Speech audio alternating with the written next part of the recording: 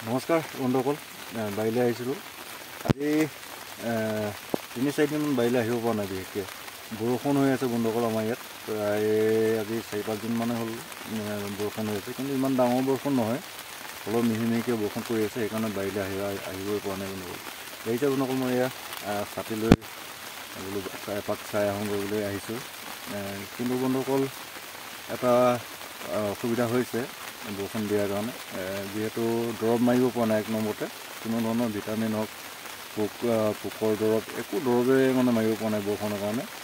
আৰু প্ৰব্লেম এটা হৈছে বন্ধুসকল, ফুলবিলাক সৰিছে। এতিয়া বৰষুণৰ কাৰণে ফুলবিলাক সৰিছে, ইমান বেছিকৈ সৰা নাই, তথাপিতো কিন্তু প্ৰতিজোপাতে 10-12টা এনেকৈ ফুল এতিয়া তলত দেখিছোঁ, তেনেকৈ সৰি আছে বন্ধুসকল।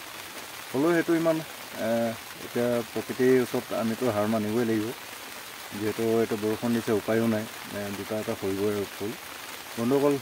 কিন্তু বৰষুণটো এৰাৰ পাছতে মেডিচিনটো আমি মাৰিব লাগিব। আপোনালোকৰ সেইফালে যদি এনেকৈ বৰষুণ দিছে বন্ধুসকল, তেতিয়াহ'লে বৰষুণ এৰাৰ লগে লগে ভিটামিন মাৰি দিব বন্ধুসকল। ভিটামিনটো মাৰি দিয়াৰ লগে লগে আকৌ গছজোপাই শক্তি পাব, ফুল ধৰিব পৰা এটা ক্ষমতা আকৌ পাব।